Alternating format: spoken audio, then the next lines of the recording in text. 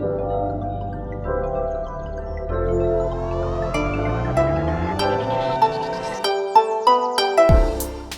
all you Bonsai Time Podcast listeners, this is your host Kevin, coming at you with some new episode release. I know it's been a while, but we got something special for you. This interview will be released in a 3-part series, meaning that this month we'll have 3 episodes released with a continuation of each episode. So stay tuned and find out more about our guest, Dennis Makashima, learning about his journey in bonsai, his life, and his experience overall. We look forward to hearing what you have to think, say, feel, all the above about this episode and the way we're releasing it. And feel free to comment or like and or subscribe. Remember, stay tuned and bonsai on. Hey, my name is Dennis Makashima. I'm yesterday's news in bonsai, but that's all right. And I appreciate the opportunity to spew a few pearls of wisdom for the Bonsai Podcast here. Is it centered out of Columbus, Ohio? Yep. Well, yeah, we're in Columbus. You're in Oakland, San Francisco? Berkeley. I'm in El Cerrito, which is in the San Francisco Bay Area. Okay. Which is across the bay from San Francisco. Okay. But thank you for the opportunity. My first and last podcast, I believe. No problem. We'll see about that. But I can't emphasize enough. I'm faded glory. Mm. In mine, I used to be famous, but that's in my mind. So who knows?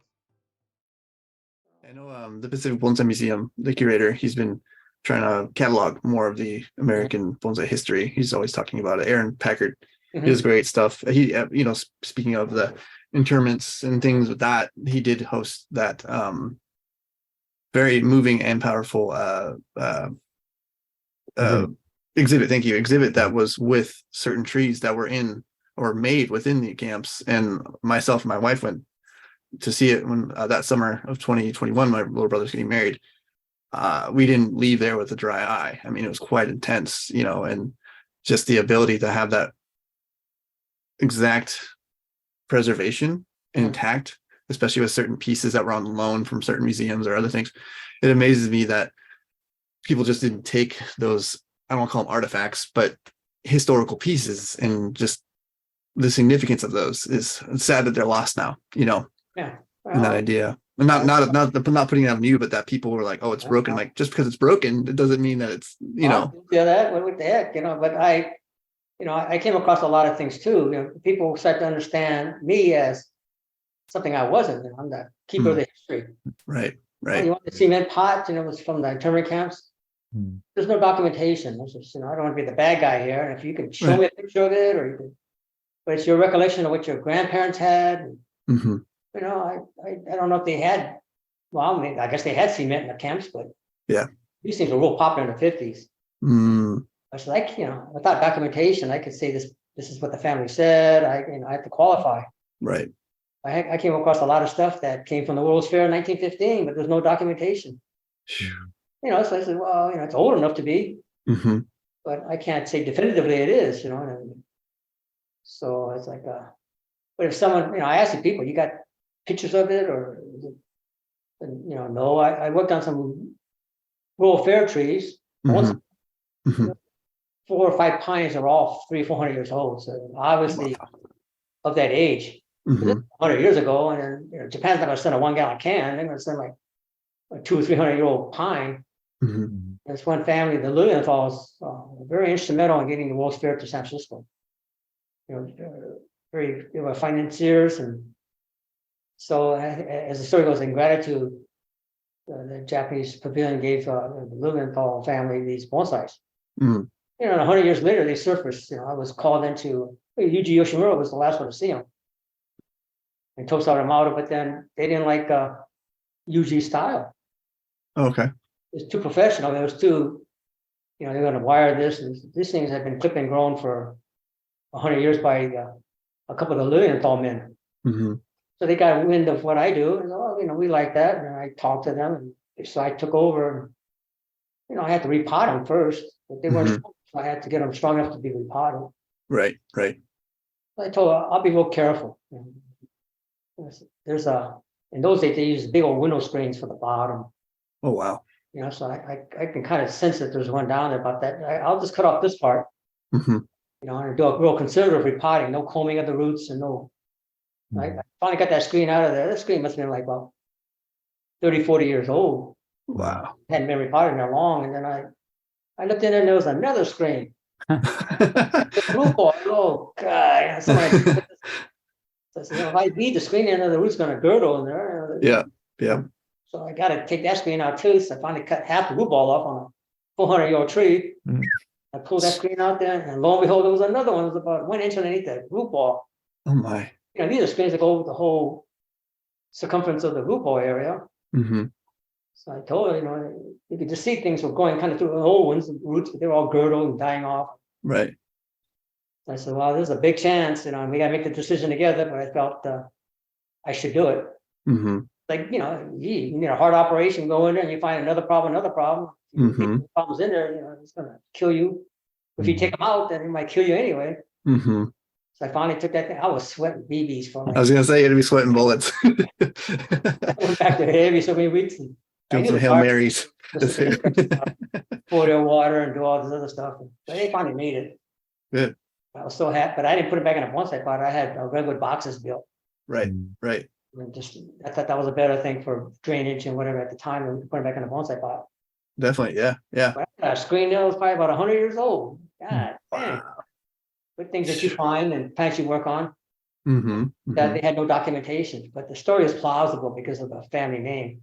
Right. Right. And also what you found in the soil. Well, is it internment camp stuff? Mm. They say pine, or no, it can't be. If you want to talk about, there's a juniper or some kind of not mesquite, but there's other things. But they're very hard to keep alive in a pot. That's why I was kind of skeptical. Mm-hmm. They're drought tolerant for a reason. They can't be in a pot. Right. Right. But I am starting to. I heard of some of these stories, and then I know there are excavations for Japanese ponds that they made up in camp, and you see the outline of a pond and water running through it. Mm-hmm. So it's. I'm pretty sure someone attempted bonsai, but for some kind of cactus or yucca palm or something like that. And, right. I had art. My father did some stuff. My mom did some stuff. So I cleaned everything out, but I kept those. Yeah. Yeah. I'm looking to pass those things along too, somewhere along the line. Mm-hmm. Mm-hmm. I'm not a minimalist, but I'm getting close to when you leave, you leave. Right. Right. I was down in LA. You talk about Doyle. He's a good guy. He did a bait and switch on me, so I'm really proud of him. I gave him my last pine. I kept one for my own self. Mm-hmm. The national anthem of the old style. Mm-hmm. Beautiful. And I've had it for like 35 years. Who should I give it to? Should I pass on the legacy of a Japanese American thing? And Doyle's Japanese American and I'm a relative newcomer, 10 years or whatever. So he would probably, he really enjoyed. I gave it to him at the Shonin conference this February, and I said, that's it. I'm not going to do any more bonsai stuff. He said, well, can you just come down to LA and talk about this tree? Mm-hmm. About the history and the Japanese American legacy, and all right. But it's close to Daiichi. They had their exhibition a couple weeks ago. Yeah.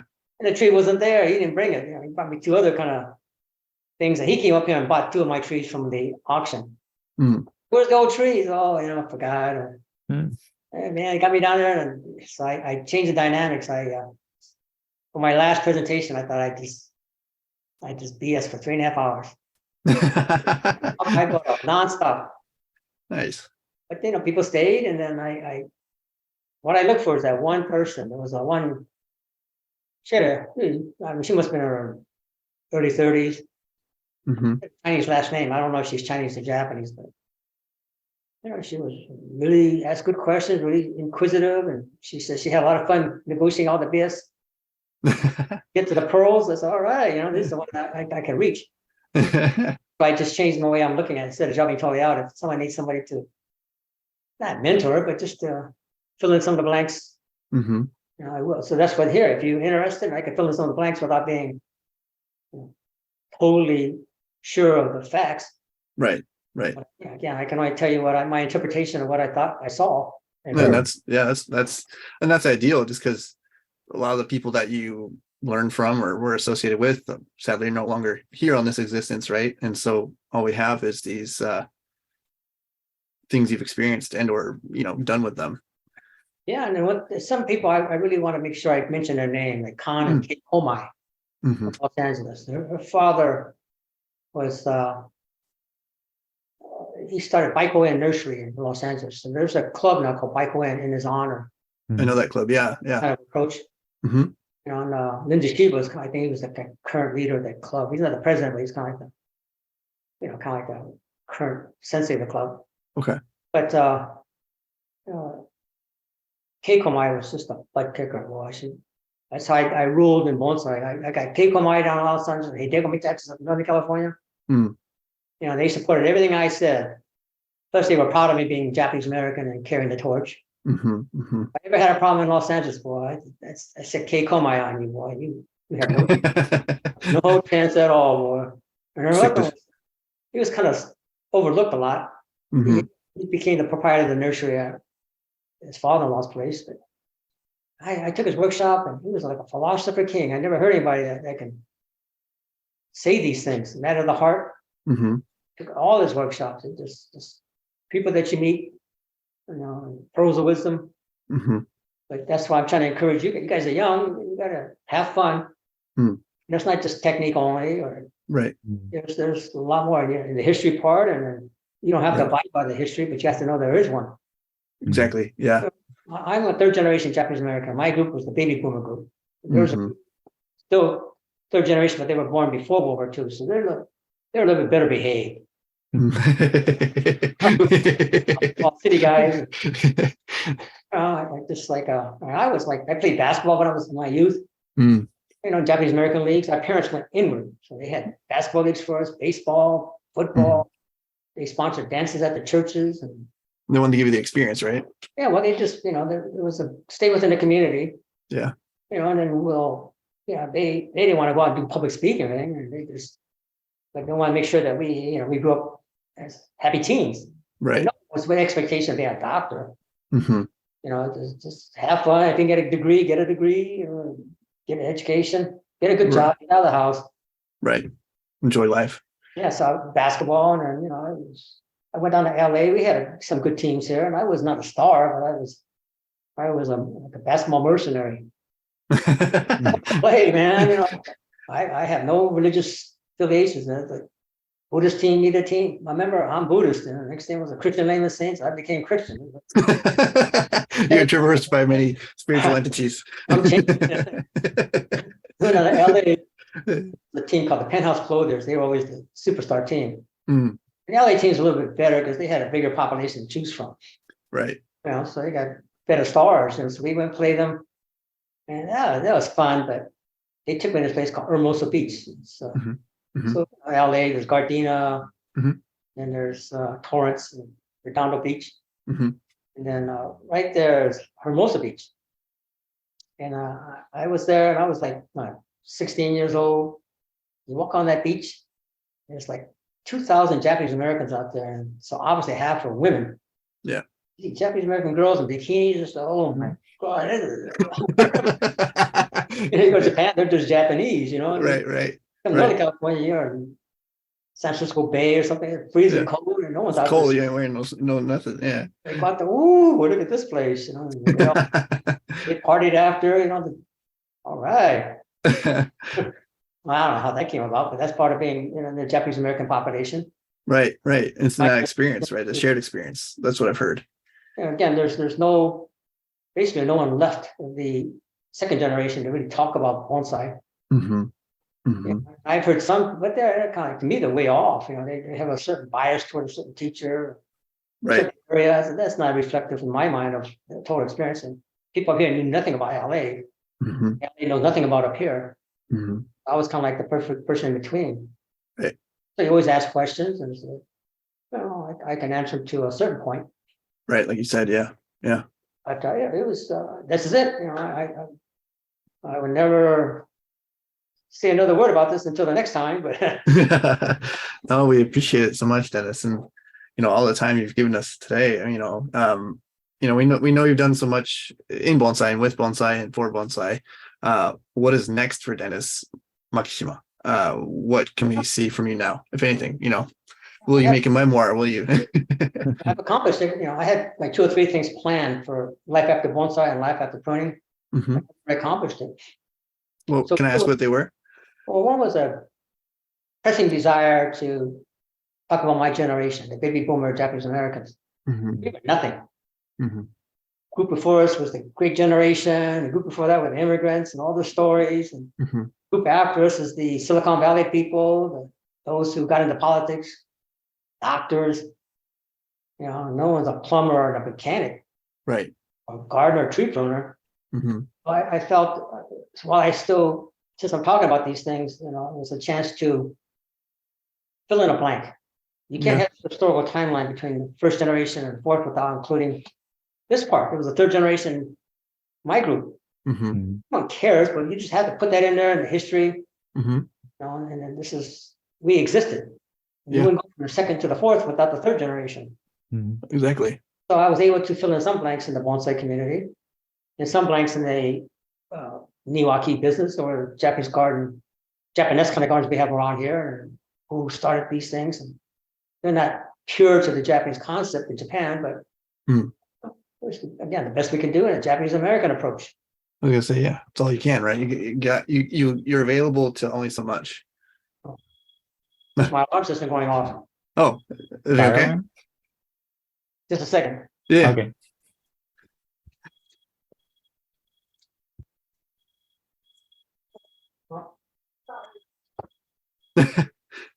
Someone cooking? Something burnt in the kitchen. Something. I was like, it's in Can you still hear me? Say again? Can you still hear me? Yeah, Yeah. you're good. You're good. Yeah. You're kind of fanning the alarm thing. Getting the smoke away. Yeah. Yeah, It's not too loud. Stimulating conversation.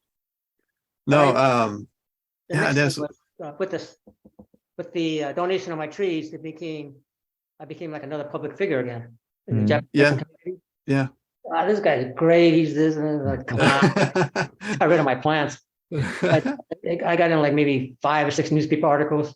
Right. Oh wow. And then that gives you publicity. Right. And then I also completed my autobiographical sketch. Mm. When I retired, I had 7 students that asked for more detailed information about me. Mm-hmm. They studied with me for anywhere from 3 months to 10 years. Wow. I was more important. I knew you than you know me. Mm-hmm. I have to study. Are you, what's it going to do? What can I do to unlock things for you? Mm-hmm. Help you, besides just textbook learning, or there's things I can fill in, what you need as far as making the plan. Mm-hmm. The clients, you need to be personable. Mm-hmm. Some people want to know how much it costs. For fee structures and along. And then it's okay, that's fair. So I wrote my autobiographical sketch.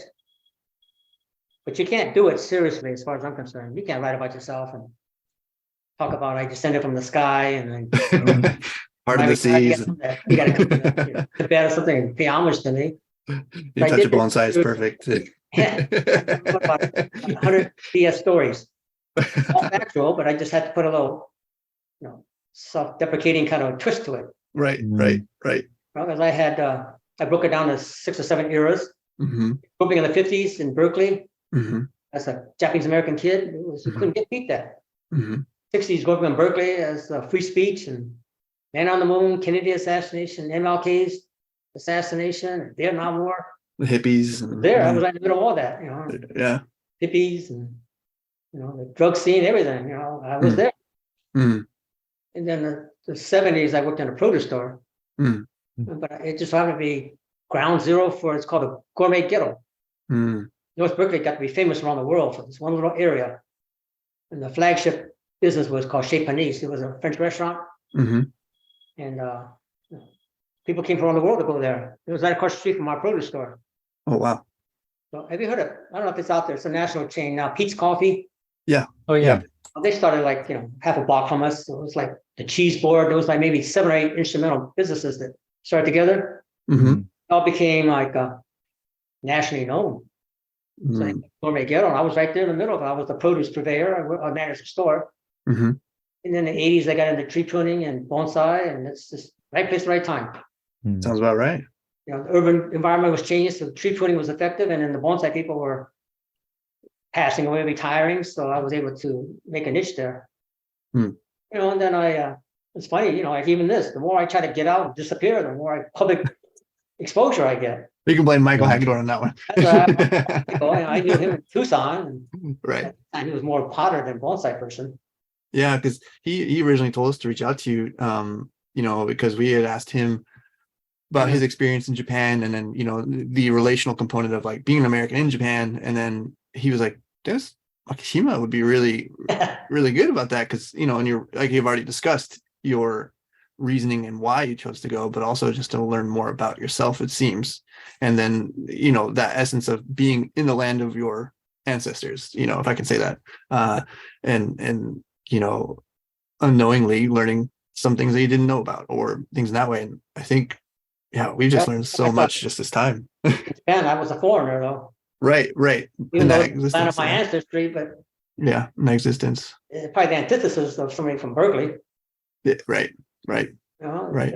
And I used to liken that to, we used to go to Playland by the beach in San Francisco and get whack-a-mole and hot dogs and back, you know, but I'd be like that in Japan if I lived there. If I get my head cut off.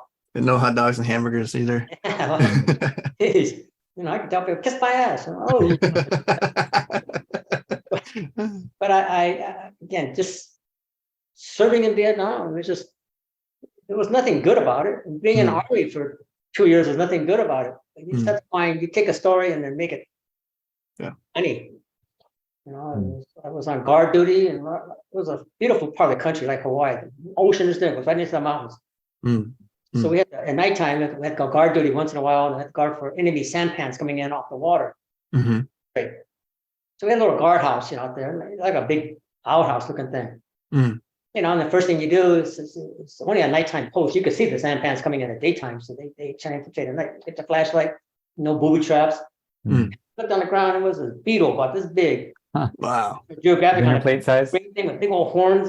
Woohoo, man. Stepped on it, it was squished, but you know, that was one I couldn't squish that thing. Right. Rain on my house.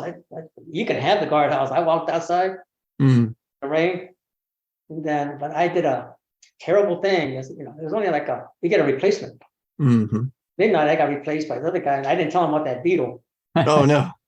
He just sat there. I just imagined that thing crawling up his leg, boy. I should have told him that the beetle, but I didn't. You hear a scream from a mile away. Oh my God. It was funny at the time. I was, geez, you know. Right. I was on the beach, and then you hear this like scurrying. Yeah. You know, what the heck, man?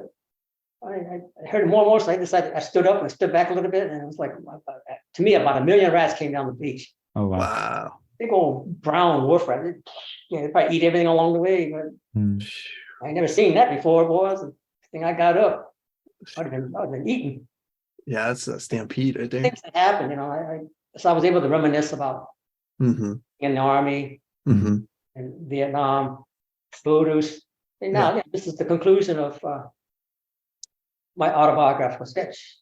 So is that kind of sketch almost book? Is it going to be published? Is it available? It will be in about 3 months. Okay. Okay. Already done. I mean, I did it, and I did the main body, and it had to be like at least back in maybe 60 pages long. And then because of this publicity, this group called Zentoku, Zentoku. When I was on LA for Doyle's club thing, I also met with the Zentoku people, and they got a hold of my autobiographical sketch. They wanted to do a profile on me, so I sent the sketch to the woman doing the profile. She's like a freelance writer for them, and she used a lot of stuff from the sketch for this profile. And they said that they read it, and they said it was. They thought it was extremely humorous, but also chronicled the generation I'm trying to do perfectly. So it's a Japanese American thing, and they want to put a hardcover on. Wow. So the thing is already done. They just want to put a hardcover. So they're getting a graphic artist to do the hardcover. That's awesome. Imagine to be out in about 3 months. So I told them, you can do what you want. I don't care. If you want to use a toilet paper, burn it, No one cares anymore, it's just me, but Yeah. Right. I lived in my mind, a once in a lifetime life. Mm-hmm. I've had maybe 5 or 6 things that are 1 in a trillion coincidence. Mm-hmm. Just seems to follow me around. Mm. You know, I'm a basketball fan, but my wife had season tickets to the Golden State Warriors, the basketball team. Very nice. But she was there from the bad years, and Oh yeah. you know, once in a while there's a really terrible team. You know, by now they're good, but it was the Clippers. Mm.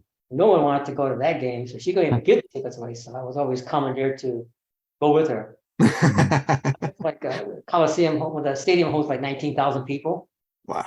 She had season tickets, so it was pretty good. We had seats 1 and 2 off the aisle. I never went. She went with her girlfriend all the time. But once, you know, once you throw me a bone, you know, one game. So I sat there, and then, you know how you're on an airplane, and sometimes you get the middle seat open, and you wonder who the heck's going to sit here, and kind of just for that door to close, and then you know no one's going to sit there. Want some 400-pound person that's, you know, smell like crazy or smokes or something, you know, sitting there. Oh God. So in the game, I sat in seat 2, and the seat 3 was open. But you know, you go to sporting events and people drinking beer, they get all loud and sloppy, and who the heck's going to sit there? You know, I sat there, and you know, then all of a sudden, the game started. Well, no one's going to sit there. You know, I spread out, and then someone got tapped me on the shoulder. Excuse me, can I get to that seat? I turned around with my brother. Huh? Went to the first game he went to. That's awesome. Wow. You know, I went to once a year, and this guy, he never went to a game. He got the ticket from a friend that got it from a friend. It's like, you know, what's the odds? And it's, yeah, you know, that close. Oh God, I sit here next to my brother. Who would have thought, you know? But anyway, I had a lot of these things. So, and then going to Japan as a person with Japanese ancestry, you know, I was able to chronicle a lot of the stories that. Right. One of the things I was known for. Did you, when you went to Japan, I mean, did you still have family that at the time that was there? Extended family? No, okay. I mean, there might be some distant Makashimas or something else out there, but there's no relatives that I know of. Okay. You know, well, anyway, it's like, but they live, you know, you're going to go to Fukushima, but this, my relatives are from Yamaguchi, Ken, isn't it next to Hiroshima? Yeah, around there, yeah. That's where most of the migration came from, the south and the west part of Japan. Okay. Typical. I mean, all the people that were successful, Kyoto, Osaka, Tokyo, and the people that were farmers and impoverished were like Kyushu, preaching areas. So my grandparents were no different. They were just poor farmers and typical immigration. You know, grandfather comes first, gets settled, and sends for the grandmother. In this case, you know, my grandmother was a picture bride, so it came. And my parents were born here, and then grandfather died, so my mother went back to Japan with her mother. Right. When you leave, you know, you don't leave on good terms. You know, it's like, you know, they were probably expected to stay home and take care of other people. My grandma was pretty ambitious. You know, I want out of here. Right. We come back, you're even poorer. You know. Yeah. They struggled for a long time. But when I was in Vietnam, you get R&R. I had an aunt that was very persuasive. She was a Japan Airlines stewardess in 1967. Oh, very nice. A real pretty woman, and she kept lobbying for me to go see where grandma was born.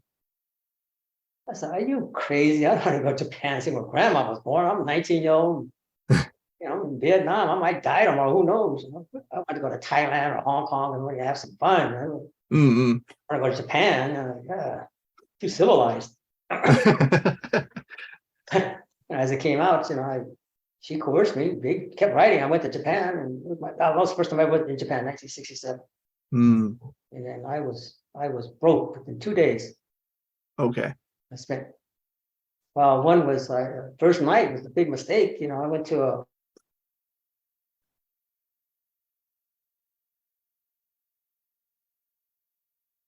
Oh, we lose him? Oh, I thought my computer first. No, I think we lost him. Maybe.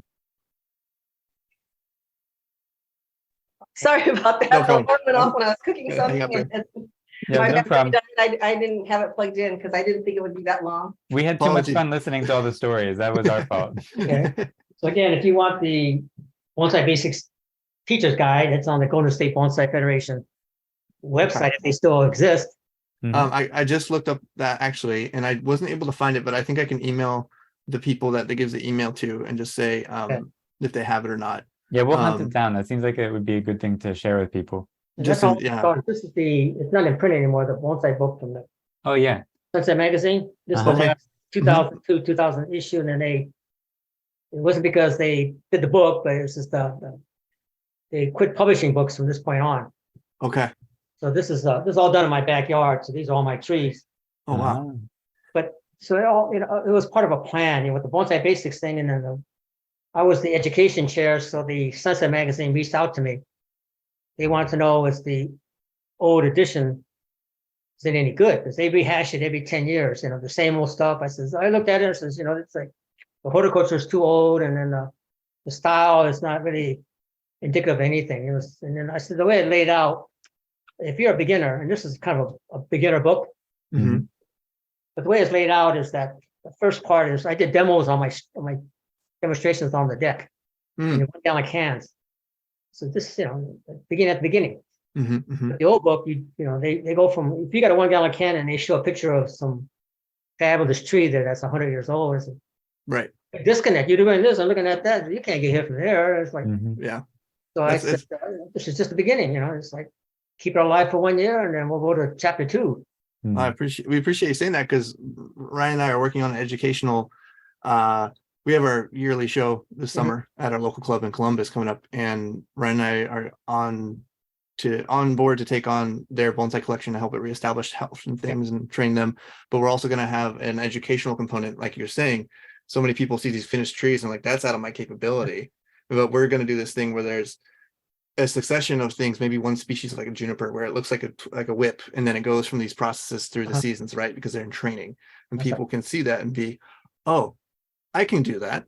I can do that, and that's what we need. You could give somebody a redwood grove, and tree, you put it in a grove, and you look at the trees behind you. What's going on here? You got to wait 500 years, but it's okay. Exactly. But then we found out sometimes it was important to have somebody sit there in the audience with a new person when you have a club presentation or what's going on here. Someone just to hold your hand, explain things, help you buy a tool, help you shop at a nursery. These are all those things that helped. Sometimes we lost people because the distance was too far.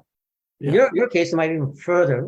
In the San Francisco Bay Area, we had like 10 clubs within about a half-hour drive of each other. Wow. But one was in San Francisco, one was in Oakland.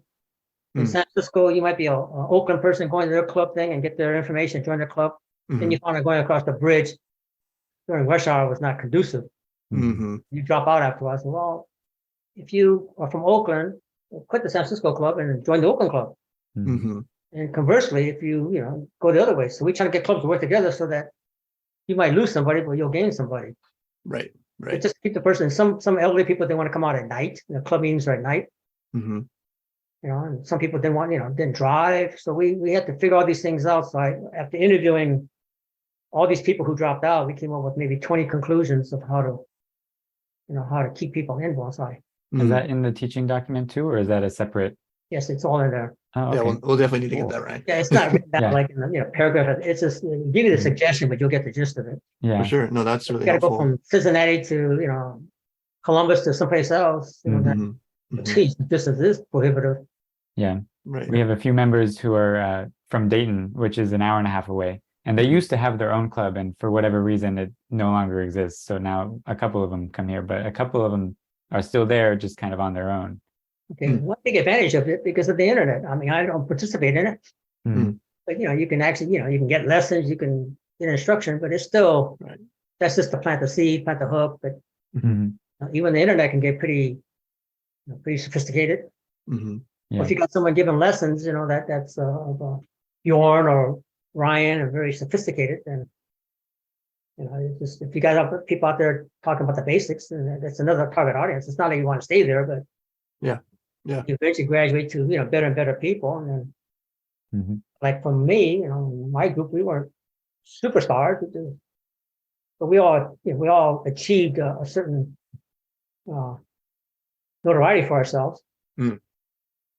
But all the guys I've mentioned before, but we all had day jobs, did other things. Right. It wasn't their money maker. That's right. So, I Yeah. understand this is how things change, and whether, I'm not for it, but that's the way it goes. It's like if it's Mhm. money oriented, Mm. then, you got to make a living, but in those days it was almost you couldn't do it. Right. You couldn't make money from bonsai. Right. Couldn't sell your plants from these old timers. They frown upon that. And yet there's always exceptions, like some of the club senseis where they had their own nursery. So that's okay. If he has a nursery, he sells plants, that's okay. But you do it, I'm going to clobber you, ostracize you. Okay. There's always exceptions. Mm-hmm. Mm-hmm. Japanese masters come here and they clobber our apple tree bonsais Mm-hmm. out of proportion. Right. You go to Japan, they got Chinese quints, in the Coca Fruit Ten show, and big old thing like that. Well, that's an exception. Okay. Yeah. Right. The headquarters of my group, it was Dai Juin. They got these 4.5 foot pines in front of the flank, the entryway to the display room. Bonsais, but they're too tall, 4.5 feet tall. They're from the Imperial Collection. Oh, wow. But that's an exception. Well, again, if you're in power, you create the exceptions. Yeah, that's true. Yeah. Yeah. So contemporary, if you're one, Kimura's a genius. Mm-hmm. We're not personal friends, but I had a chance to assist them in Washington, D.C. at one of our international bonsai conferences there. So I assisted them, and it was a very awkward moment because I was in the back. And I had to go to the bathroom, got up, and the person interpreting saw me and said, "Hey, can you come up here and help Mr. Kimura?" So I toughed it out, man. For 2 hours, I went up there and helped out. All you wanted to do is use the bathroom. Yeah, cool, man. So I had the chance to assist everybody. And that was more like, not a good statement on me. I just said that they're the stars. Yeah. I'm not going to sit there and venture my own opinions on something. Even if they ask, I said, I'm not up here to venture an opinion. I'm here to just assist, do the work. But if you have a chance to study with some different people, then that's great. I had the whole gamut. And again, I knew these people very personally. Chase and Gallivanus, and I went to the Gallivanus' thing twice, his symposiums. Oh, the national show? Yeah. Well, this is before that. Oh, okay. Yeah, I've heard about the symposiums. A couple of educational symposiums every year. And I was on the last program. He wanted to, he's considered me one of the 5 best educators in the United States in bonsai. So I was on the program with Kathy and David Root, Bill Balafanis, and I forgot the fifth person, but sure, I'll come. Good for the ego. Yes, all right. And then what really helped was after that, I went to Long Island and did some workshops. And then the highlight of my trip was they took me to Manhattan. And you want to see the Empire State Building? I was like, heck no, man. You want to see the Statue of Liberty? I said, heck, I want to go to Katz's Jewish Deli, man. I went there and I got this is great. Just like in Philly, I saw Chase. I went to Philadelphia eventually and did some programs there. And this is a brand new, really nice sushi restaurant opening up. I don't like sushi. I want a Philly cheesesteak. When in Philly. But Hudson Hole was the soda fountain there. But again, this is all this is interrelated. So everything I've ever done, there's always a plan. There's like right. Start with basics, but how to get it out, and then once it gets out, then people kind of bite on it. You got to be ready. Right. Flow with the river of life. Right. Yeah. So if you thought it out ahead of time, and then when the right opportunity comes, you jump right in. You don't sit there and procrastinate. Yeah. Right. So that's part of planning all this stuff out, or you have a podcast or whatever you got. And who's going to log in? Oh, that guy was terrible, man. But that's my strategy. I can talk. I talked in DC for 4.5 days straight.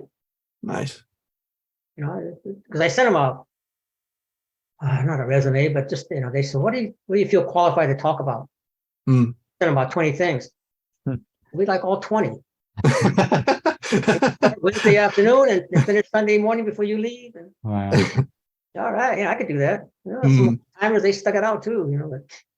But I can talk because that's part of how I get people.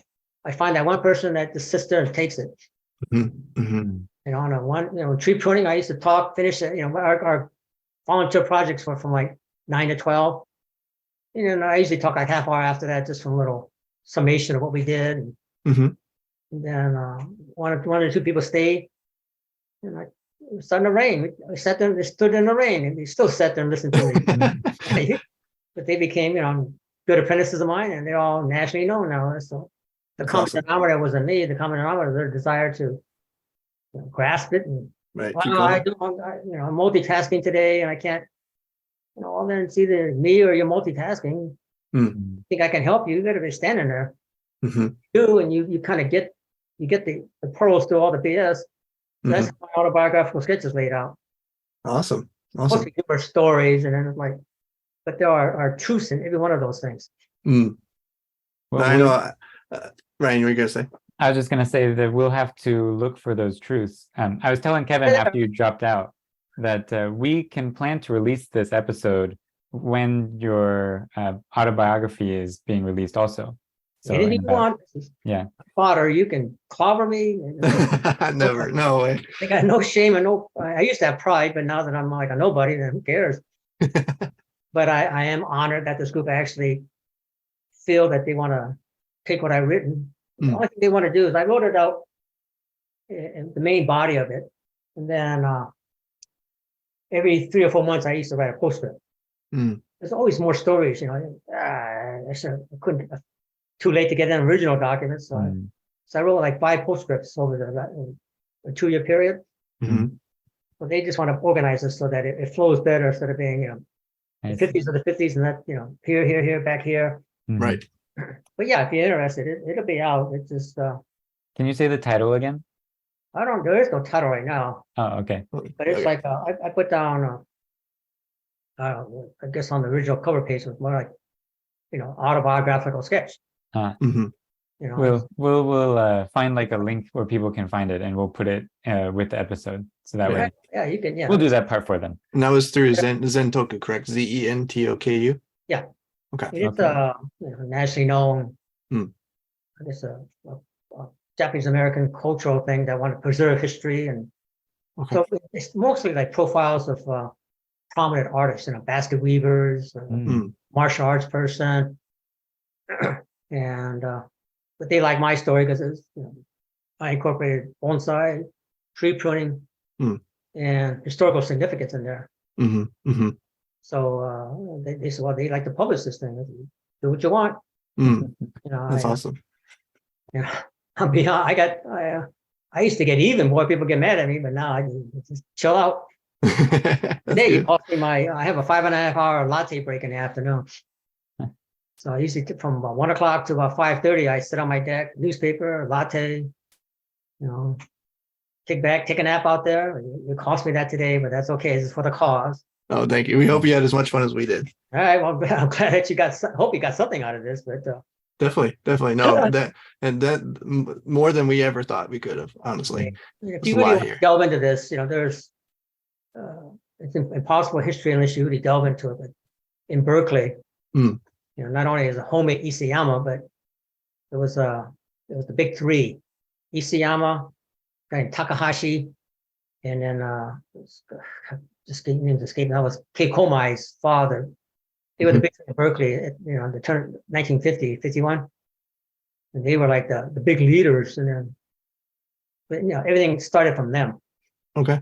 You know, and then we had a lot of prominent bonsai senseis on this side of the bay. But they were all like students of these people. You know, they just lived. Home Isayama lived about 6 blocks above me. Mr. Takahashi lived, you know, like 3 blocks the other side of me. So this little area was where all the Japanese Americans congregated. You know, because of, you know, not only poverty, but the infrastructure was still here. So even though everybody left, the churches were still here. Right, safety in numbers and everything too. That's what they all came back. You know, the churches were still here, so you know, people got reestablished. My church is a dormitory style, one of the churches. You get a job or a residence, and they move on, someone else take that space on the floor. So I still work on, you know, my group still volunteers for that garden. So I told them, pruning the trees is not just pruning the trees. You're pruning, there's a story of a people here. And you keep Mhm. that in mind as you prune the trees. It's not just a pine or a maple. Right. Again, I'll leave you with this one thing about the Buddhist priests, Buddhist Mhm. reverends. Mhm. My mom belonged to that church. That's one of the reasons why I was thinking about getting involved. And it's a very nice garden. Mhm. And I said, nah, I better not, because Buddhist churches, well, hey, church, once you volunteer, man, they got you for life. Pruning trees to 90, God, man, I don't want that. I'm rocking and rolling in my career. I got things. Right. So I told the Reverend, well, I'm sorry, I just can't devote the time that it needs. Yeah, he called my mother up. Mom called me up and says, what? You're not gonna, I'm sorry, Mom, I'll do it. Dang, boy, big guns. But I'm pretty slick. I did it for like 5 years, and then I pawned it off on one of my former students. I was hoping she would convert to Buddhism, but she didn't. But I said, it's good for your portfolio, your resume to lead a project, shows leadership skills, Mhm. Mhm. organizational skills. Mhm. Plus the church provides you a free lunch and stuff. And Oh, that's a good deal. That's great. she said, okay, I'll take it. Oh, God, I just slid out that back door so fast, boy. Like, woohoo. Powerful Buddhist priest, man, without mercy. Oh yeah. Okay, well, good Well, luck on your Dennis, endeavors there. thank you so much for your time today. Really, And stories. everything, the anecdotes, everything. We wish you the best for your bonsai retirement and everything else going forward. Maybe someday we'll be in California and we'll see you, sooner or later. Don't Who do knows? You got Understood. to keep on going to Japan, man. Yeah, no, that's an open ticket from my end, my daughter and everything. Really? I'm glad that you're going, and you gonna take in any bonsai activities while you're there? Yeah, we have a few planned. I was fortunate to meet Shinji Suzuki's son in December when I was there at the Sakafu 10, and I was personally invited to go down. So I will go see Mr. Suzuki's yard. I'm going to stop by Mr. Kobayashi's, and then we're going up to Fukushima, where my wife is from, like I said. And then there's a first time in history that they're going to have this bonsai display with one of the largest shrines between Tokyo and Fukushima, and so we're going to go to that. And I'm maybe meeting a gentleman by the name of Mr. Fujikawa, who studied with Mr. Kimura.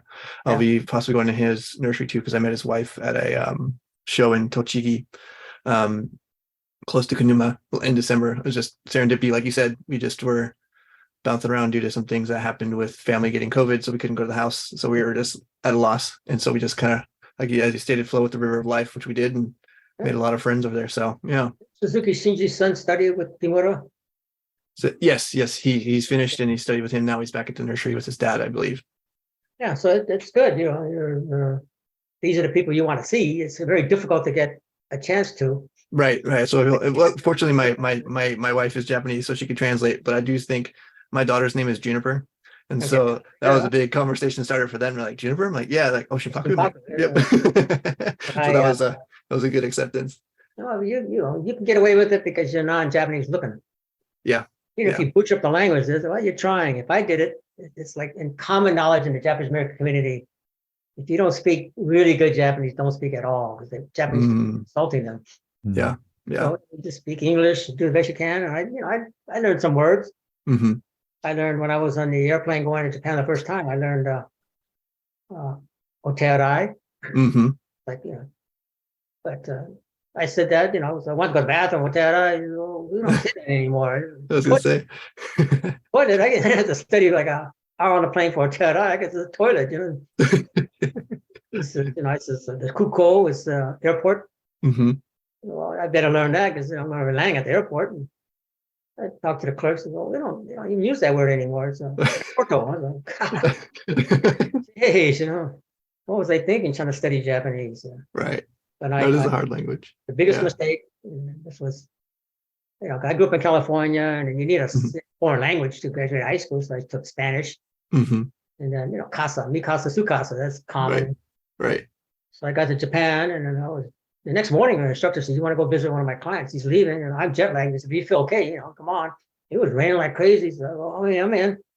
I got outside, and he said, casa. He had a big house, real impressive house. Like a bonsai millionaire's house. He kept saying that. I was like, God damn, man. I was like, yeah, it's a nice house. And then I realized that he wasn't speaking Spanish. In the dictionary, casa was umbrella. I was like, keep going, umbrella. So I panicked. I ran inside, got the umbrella, and he already jumped in the van, so it was too late. So you run in there, my first day, open up that door and try to jump in. And I forgot that the Japanese drive on the opposite side, so I was damn near jumped in his lap. He was on the driver's side. Oh man, but it was all gravy after that. I succeeded. So just to let you know, if you ever Good. mention my name in Japan, it'd be no one cares. Understood. Died you in, I still made an impact, and not because of my skills, but they're really status conscious. So since I was president of the Bonsai Federation, that's the status in Japan. They really respect, right? People of authority or position. So, but I made a little dent there. That's good. That's good. If you name drop, you get laughed at. Well, that's up to you. Maybe a little something. I did meet Suzuki Shinji. I think you don't know the name, but you don't know who the hell I am. But, we appreciated everything you told us today. Yeah, but I've been around, so I've done everything you possibly do in bonsai.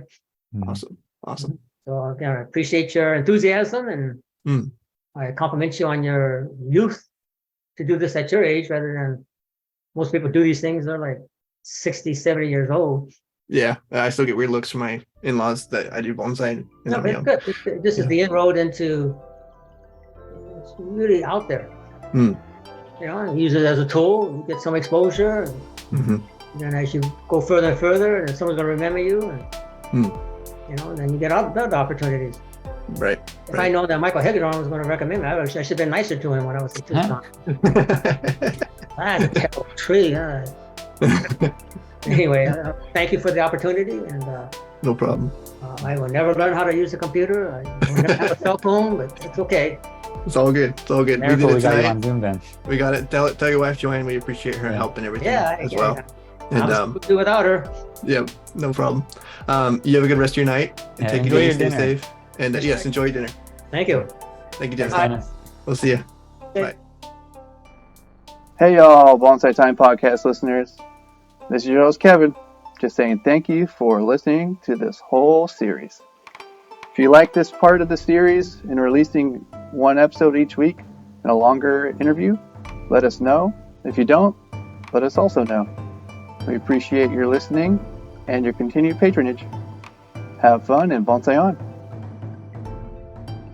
Today's episode has been recorded, produced, and edited by Kevin Ferris and Ryan Houston. Our music was provided by MIDI Cancer.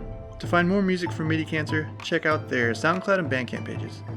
To find more information on the podcast, please check out our Instagram page, Bonsai Time Podcast, and our website, bonsaitimepodcast.com. To stay in touch with us, Kevin's Instagram is Kevin_Ferris, PNW, and Ryan's website is right2tree2.com. You can find these links in the description below. Thank you for listening, and bonsai on!